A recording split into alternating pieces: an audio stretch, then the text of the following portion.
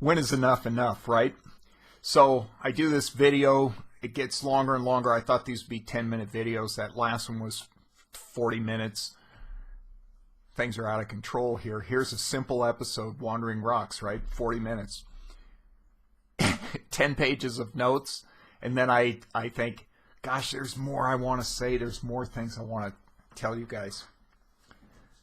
So we're going to have a bonus video because there are things I want to tell you. Now, I said in the first part of Wandering Rocks that there was a fake priest, Bob Cowley. At the end, they keep referring to him as Father Bob. He's a booted priest. He's been kicked out. He's defrocked. We don't know why. We just know he's not a priest anymore. Now he's a regular Joe. I think because they're used to calling him Father Bob, that's what they call him, but he is no longer a priest. Now, he shows up because he's there to meet Ben Dollard to help him with a little situation he's got himself into. Some guys are coming to collect money, and they're the kind of guys that break kneecaps. He's nervous as heck because these guys are coming to rough him up to collect their money, and he's hoping that Big Ben Dollard can talk him into giving him a little bit more time. So this Cowley character, the fake priest, is a sleazy cat.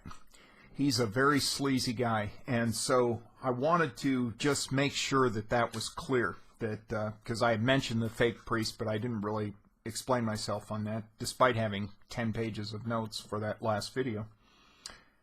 Now, we talked about some crashing. Did you notice the collision between the blind stripling and the one-legged sailor? Little comedy, because we have all these characters who are kind of, there's a lot of dualism here, where we have Bloom and Fake Bloom, and we have Marion and Molly. We have a lot of dualism is going on. And so we have these two guys. We have the two guys that are crazy. We have Breen and the guy that walks on the outside of the lamppost with the mile-long name. Those guys run into each other. So we see a lot of characters crashing into each other that are kind of mirrors or duplicate characters. And then these two guys run into each other. So I wanted to just point that out too. I wanted to say something else, a little more about Stephen. He's very cold with Dilly, and Stephen is being consumed by guilt. Remember, he still wears black in mourning of his mother. He's been wearing black for a long time, though he wouldn't bend the knee, and she wanted him to pray on her deathbed, and he refused to do it, and then she died, and so he has guilt about that. He has guilt about the family situation. He's still wearing black in mourning, and yet he doesn't give his sister anything for food. Nothing. Not even, he doesn't say, well, here's a, take a shilling, go get some pork chops or something. He doesn't do anything for them. And yet he feels for her with that word. Now, I want to check the word. In the book handy here. Let's pull it out. Let's check the word. I should have done this before I started shooting. Agenbite. I think I said Algenbite or something. It's Agenbite. Agenbite of Inuit. You can Google that. It actually means remorse. It's remorse and pity. There's a fear element. There's no good English word for it. It's just remorse and pity, and it's like, the horrors of it all. It's like that. Agenbite. Stephen has dismissed his father as somebody that is irrelevant to him, and the other kids are as well.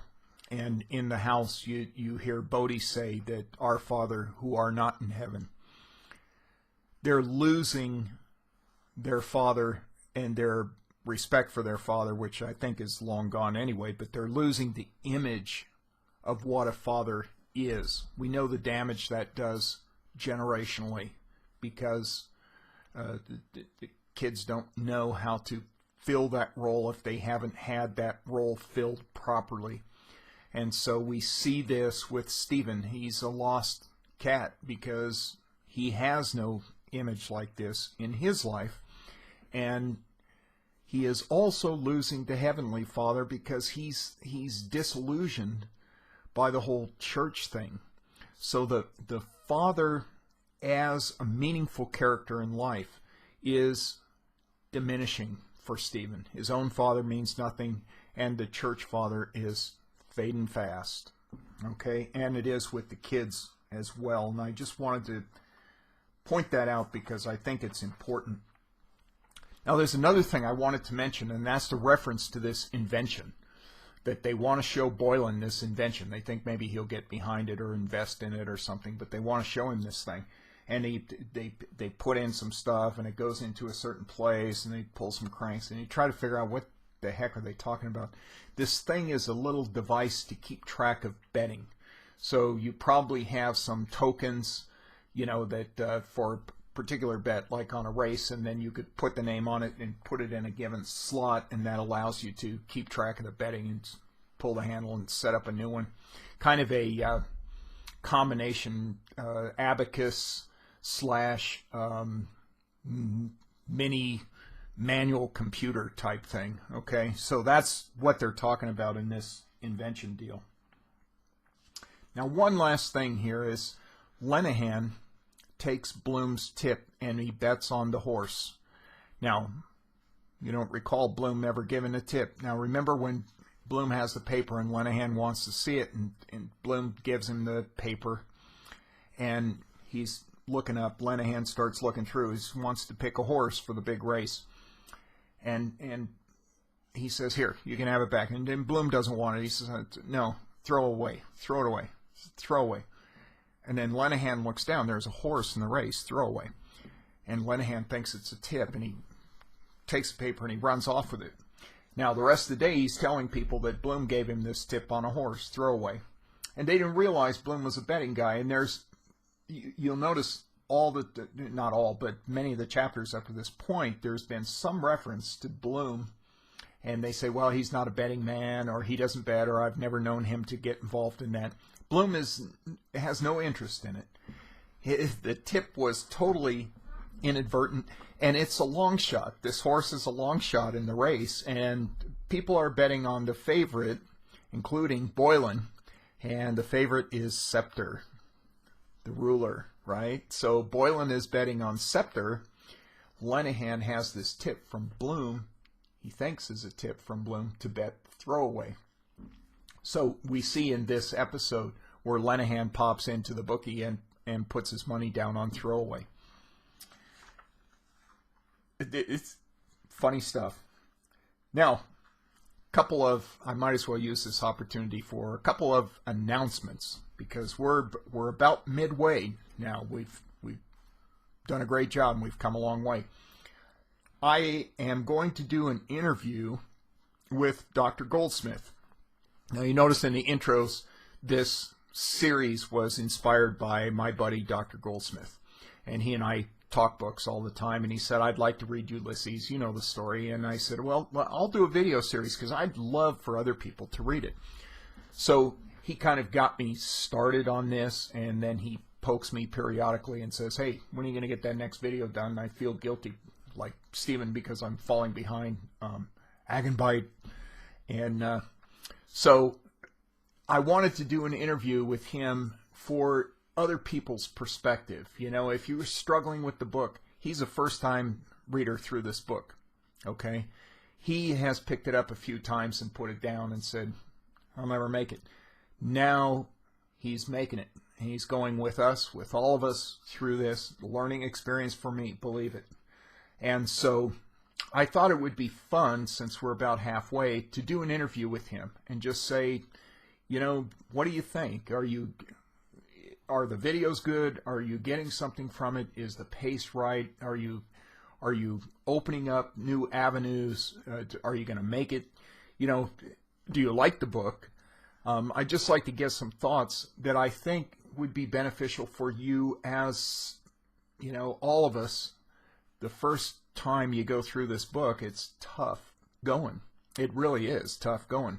Now, I'm trying to make it fun for you, And that's why I think an interview at the midpoint with a first-time reader through the book would be interesting, because you will see that your perspective is pretty common to other people as well. It's not, you're not dense, you're not having a, you're not unusually slow at trying to figure this stuff out that it seems like everybody else knows. It's tough going, and I just like you to see Dr. Goldsmith is a smart guy. He has a degree in English literature as well as a medical degree, and this is not an easy book for anybody to get through. So I just thought the perspective might be fun for you, and we're going to do that soon, and I hope that's interesting. This is the announcements section of our video. I also want to make some other videos on the humanities. Nothing this detailed, but I'd like to, recommend a book, maybe do a little bit on classical music and opera. I'm a big opera fan, and I'd love for people to not be intimidated by opera and enjoy it. There's some great stuff there that, if you know a little about it, you can really enjoy it, and I'd like you to have that as well. So we're going to do some other stuff, and so that's coming. So subscribe, even if you're not huge on Ulysses, or you think, well, when this book is done, then that's it. No, because we're going to do a lot of other stuff, and I may start those pretty soon. So subscribe. This is not about money. As of today, I think we have 52 subscribers. So obviously, YouTube is not mailing me checks.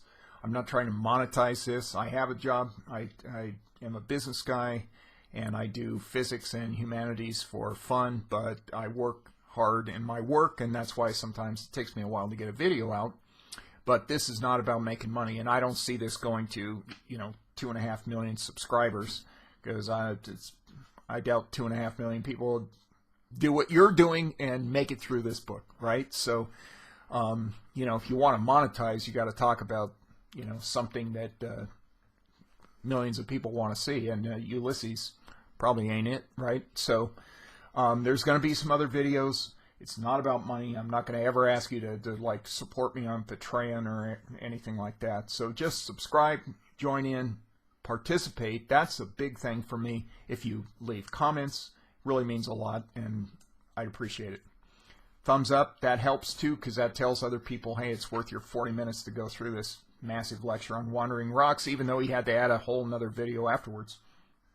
So I appreciate those things. I appreciate your feedback, your comments, thumbs up, and when you subscribe, that means a lot, because it helps me understand that, okay, people do want to see the next one. I mean, if you watch it, if 800 people watch a video and nobody subscribes, they probably don't want to see any more of it.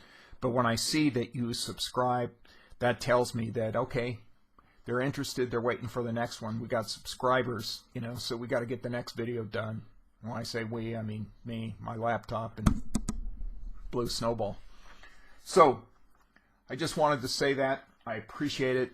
I appreciate you guys being there, and this is a lot of fun for me and a learning experience for me, and your encouragement will help me keep going. It's a tough project, and if you had to bet, don't bet throwaway. Bet we're going to finish this. We are going to do it, but I need your support. I need you to say, trudge on. Thanks. Have a great day. Drop a comment. Thank you. Bye.